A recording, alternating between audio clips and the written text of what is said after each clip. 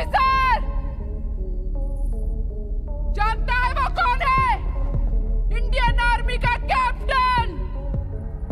अगर उसको एक भी बुलेट लगी ना तो पूरे पाकिस्तान को उड़ा देंगे। फीमेल कैंडिडेट्स के टेस्ट कैसे किए जाते हैं? क्या कारण है कि फीमेल्स को कॉम्बैट फोर्सेस में नहीं भर्ती किया जाता? आज के इस वीडियो में हम आपको मेल और फीमेल दोनों ही आर्मी में भर्ती के टेस्ट के बारे में इंपॉर्टेंट जानकारी देते हैं। दोस्तों शुरू करते हैं यह हमारा नॉलेजेबल वीडियो। पहला टेस्ट, एंथ्रोपोमेट्रिक। दोस्तों नाम सुनकर समझ में नहीं आता, लेकिन जब किसी बंदे का यह टेस्ट किया जाता है तो उसकी हाइट को चेक किया जाता है। इसी मेजरमेंट प्रोसेस में कैंडिडेट्स के सीने की भी मेजरमेंट की जाती है। इस मेजरमेंट में आर्मी की सेट वैल्यू के हिसाब से ही आपके मेजरमेंट मैच किए जाते हैं। अगर ऐसा नहीं होगा तो फिर कैंडिडेट को रिजेक्ट कर दिया जाएगा। इसी चेकअप के दौरान इंसान के तलवों को भी चेक किया जाता है, क्योंकि फ्लैट तलवे वालों को दौड़ने में प्रॉब्लम होती है और ऐसे लोग ट्रेनिंग के लिए काबिल नहीं हो पाते। वहीं अटेंशन पोजीशन में खड़ा करके घुटनों के बीच में भी एक स्केल जितना डिस्टेंस होना चाहिए, क्योंकि अगर घुटने आपस में टकराते हैं तो फिर इंसान को रनिंग करने में प्रॉब्लम होती है। उसकी बॉडी की प्रॉपर जांच की जाती है और यह सारी चीजें एंथ्रोपोमेट्रिक टेस्ट में होती हैं। इसके अलावा और भी पॉइंट्स टेस्ट में आते हैं। उनको चेक करने के बाद में आप इस टेस्ट को पास कर लेते हैं तो कांग्रेचुलेशन, आपका पहला टेस्ट क्लियर हो गया। आप में से कितने लोगों ने कभी भी इस टेस्ट में अपनी अपीयरेंस दी है, हमें कमेंट सेक्शन में जरूर बताइएगा। सेकंड लेवल, पहला टेस्ट करने के बाद में दूसरा टेस्ट आता है मेडिकल टेस्ट। मेडिकल टेस्ट में लोगों का काफी डिस्कशन होता रहता है, लेकिन इसमें आपको घबराने की जरूरत नहीं है। मेडिकल टेस्ट में कैंडिडेट्स को इसलिए चेक किया जाता है कि उनकी बॉडी के सारे पार्ट्स ठीक ठाक हैं या नहीं, कहीं भी कोई अब नॉर्मल कंडीशन तो नहीं है। उनके बाल चेक किए जाते हैं, उनकी सारी बोन्स मूवमेंट, उनके सारे जॉइंट्स चेक किए जाते हैं। एक नॉर्मल कैंडिडेट को जैसे भी अपनी बॉडी को अलग अलग पोजीशंस में फोल्ड करते बनना चाहिए, वह सारी चीजें चेक की जाती हैं, जो कि एक नॉर्मल चेकअप में होती है और इसका हुआ बनाने की जरूरत नहीं है। अगर आपकी बॉडी की सारी कंडीशन एकदम सही है तो फिर आप इस टेस्ट को भी सक्सेसफुली पास कर लेते हैं। कांग्रेचुलेशन, आपने दूसरा लेवल भी निकाल लिया। तो अब बढ़ते हैं लेवल 3 की ओर। लेवल 3 होता है सर्जिकल टेस्ट। अरे नहीं दोस्तों, ऐसा बिल्कुल भी नहीं है कि आपकी बॉडी में कोई सर्जिकल ऑपरेशन का चेकअप वाला टेस्ट होगा। लोग काफी डर जाते हैं। असल में इस टेस्ट का नाम सर्जिकल टेस्ट स्पेस दिया गया है, क्योंकि इसमें मेनली यह देखा जाता है कि कैंडिडेट्स जो भर्ती होना चाहते हैं उनकी कहीं किसी तरह की कोई सर्जरी तो नहीं हुई। अब ऐसा नहीं है कि अगर आपकी कोई सर्जरी हुई है तो आपको डायरेक्ट रिजेक्ट कर दिया जाएगा। आर्मी में भर्ती होने के लिए कुछ क्राइटेरिया बनाए गए हैं। उसमें सर्जिस्कों को भी क्लासिफाई किया गया है।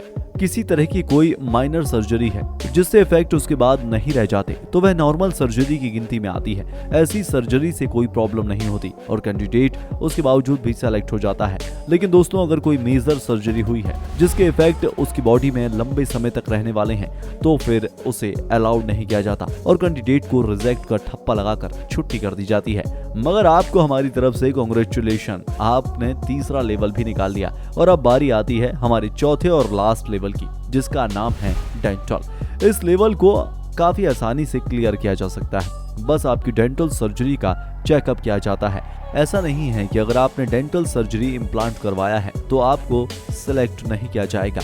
इसमें ओनली 2 डेंटल इम्प्लांट्स की परमिशन होती है। अगर 2 से ज्यादा डेंटल इम्प्लांट्स आपने करवाए हैं तो फिर यह नियम के अनुसार आपको रिजेक्ट कर दिया जाएगा। इसके विषय में भारतीय सेना के द्वारा यह जानकारी दी गई है कि कैंडिडेट्स की यह जो डिफरेंट लेवल के एग्जामिनेशन टेस्ट होते हैं और बिना पार्शियलिटी के किए जाते हैं और उसमें एकदम परफेक्ट कैंडिडेट को ही पास किया जाता है। दोस्तों वैसे तो मेडिकल एग्जामिनेशन आर्मी भर्ती में एक खास पॉइंट निभाता है, लेकिन इसके अलावा भी कुछ बातें ऐसी हैं जिनके बारे में भर्ती करने वाले ऑफिसर्स कुछ खास ध्यान नहीं देते हैं। आइए हम आपको कुछ ऐसी बातों के बारे में बता देते हैं। सबसे पहले आइए बात करते हैं टैटू के बारे में। दोस्तों अपनी बॉडी पर डिफरेंट स्टाइल के टैटू बनवाना मेरे ख्याल से सभी को पसंद होता है और ज्यादातर बंदे अपने इंटरेस्ट के हिसाब से टैटू बनवाते हैं, लेकिन इसका मतलब यह नहीं है कि टैटू वाले बंदे को रिजेक्ट कर दिया जाएगा। आर्मी एंट्री के लिए भी कानून बनाए गए हैं, क्योंकि ट्राइबल पीपल के लिए भी आर्मी में एंट्रेंस की व्यवस्था है और ट्राइबल्स लोगों में टैटू का एक खास स्थान है। वहाँ पर टैटू उनकी खास सभ्यता से जुड़े होते हैं और इसलिए उन्हें यह बनवाना अनिवार्य हो जाता है। दोस्तों इसलिए आर्मी में ट्राइबल्स लोगों को टैटू बनवाने में कोई प्रॉब्लम नहीं है और उन्हें छूट दी जाती है। लेकिन टैटू किसी प्रकार का कोई ऑफेंसिव मैसेज नहीं देना चाहिए, किसी के धर्म पर भी प्रॉब्लम ना क्रिएट करे और उसमें कोई सभ्यता विरोधी मैसेज भी नहीं दिखना चाहिए। अभद्र टैटुओं को भी कोई जगह नहीं दी जाती। इसके अलावा आपको गवर्नमेंट ऑफिशियल को एक्नॉलेजमेंट देकर परमिशन भी लेनी पड़ती है और आपको पूरा रिपोर्ट करना होता है कि आप कैसा टैटू बनवाना चाहते हैं और उसकी परमिशन आपको मिलने के बाद आप टैटू बनवा सकते हैं। अब यह तो आप लोग समझ ही गए होंगे कि आर्मी में भर्ती के लिए यह examination level test very important होता है, लेकिन आपके मन में जो मेन क्वेश्चन है उसका आंसर अभी तक आपको नहीं मिला है। अब हम आपको बता देते हैं। आपका सोचना सही है दोस्तों, आर्मी की भर्ती के लिए कैंडिडेट को नेकेड कर दिया जाता है, उसके बाद ही उसके सारे टेस्ट कंडक्ट किए जाते हैं। दोस्तों यहाँ तक पुरुषों की बात आती है तो इसमें तो कहीं कोई प्रॉब्लम नहीं होनी चाहिए, लेकिन लोगों को कंफ्यूजन तब क्रिएट होता है जब बात आती है महिलाओं के टेस्ट की। तो इसके लिए कॉमन सेंस वाला आंसर है, टेस्ट सारे के सारे वैसे ही किए जाते हैं, बस टेस्ट लेने वाले ऑफिसर्स बदल जाते हैं। जब किसी महिला कैंडिडेट को एग्जामिनेशन टेस्ट किया जाता है तो वह एक लेडी ऑफिसर के द्वारा किया जाता है। यहाँ पर एक बड़ा सवाल यह खड़ा होता है जो महिलाओं का वर्जिनिटी टेस्ट होता है, लेकिन हम इसके बारे में आपको बताना चाहेंगे दोस्तों कि यह कानून सिर्फ इंडोनेशिया में हुआ करता था, जो कि कुछ समय पहले वहां भी खत्म हो गया।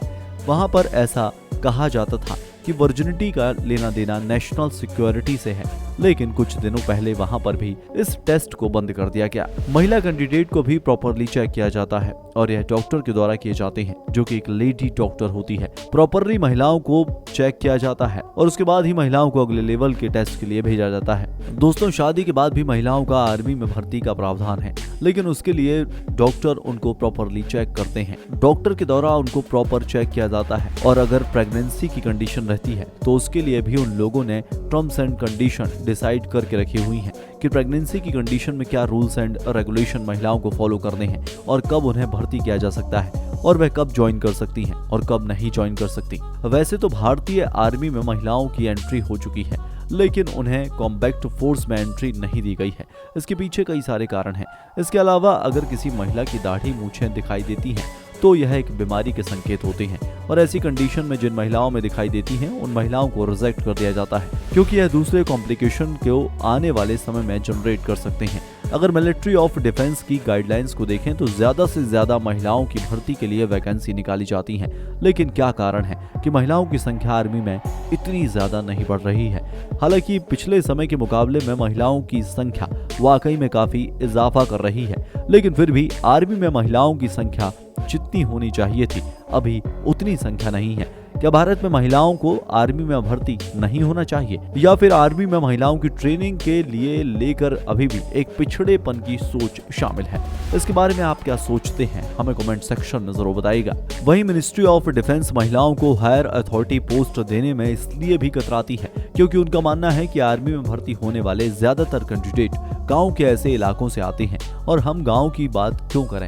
शायद भारतवर्ष में ज्यादातर स्थानों पर ऑर्डर पावर मेल्स के हाथों में ही होती है, इसलिए ऐसी कंडीशन में मिनिस्ट्री ऑफ डिफेंस एक दलील देता है। अगर हायर अथॉरिटी महिलाओं को बना दिया गया तो मेल्स को उनके ऑर्डर्स लेने में और ऑर्डर पूरा करने में ईगो हर्ट प्रॉब्लम हो सकती है, जिसके रिजल्ट अच्छे नहीं होंगे। इसलिए इंडिया में मेल्स को महिलाओं से ऑर्डर लेने में खासा दिक्कत होती है। Military of defence in problems को एक बड़ा रीजन मानती है, जिसके कारण महिलाओं को हायर अथॉरिटी पोस्ट नहीं दी जा रही है। आप इसके बारे में क्या सोचते हैं? क्या मिनिस्ट्री ऑफ डिफेंस की यह दलील सही है? हमें कमेंट सेक्शन में अवश्य बताइएगा। अगले वीडियो में आपसे फिर मुलाकात होगी, तब तक के लिए जय हिंद, जय भारत, वंदे मातरम।